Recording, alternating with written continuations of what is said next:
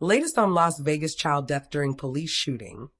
Tragic death of 3-year-old in Las Vegas raises questions about police use of force. By Vivian Zane. Don't forget to like, share, and subscribe.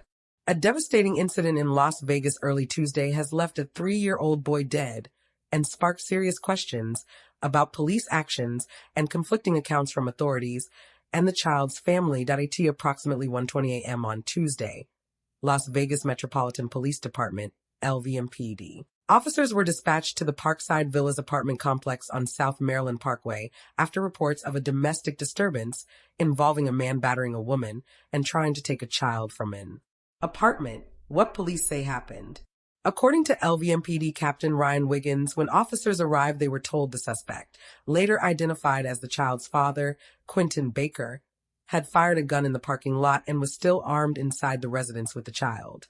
Officers located Baker and the boy as he exited the apartment. Police allege Baker was holding the firearm and pointed it at the child, refusing repeated commands to drop the weapon, and approached officers.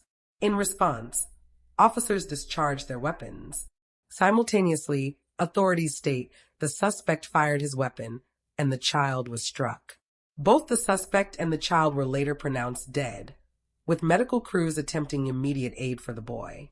No officers were injured in the incident. Family's account and dispute. The child's mother, Renika Pate, strongly disputes the police narrative. She told News 3 that Baker was not armed when he came out of the apartment holding their son. Pate said she had previously warned officers that Baker was very agitated and had asked them to use de-escalation tactics rather than lethal force.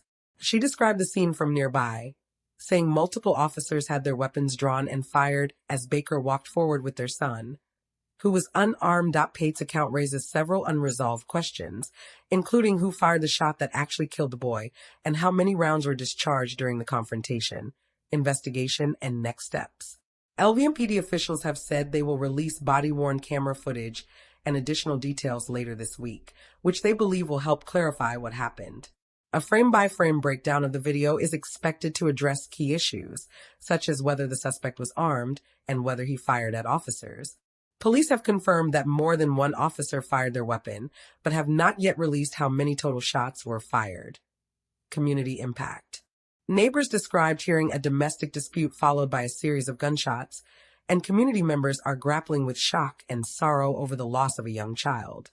Domestic violence advocates noted that the use of a child as leverage in a violent situation is particularly tragic, and they stressed the importance of addressing domestic violence and mental health issues in law enforcement responses. This shooting marks the third officer-involved shooting in the LVMPD's jurisdiction so far this year.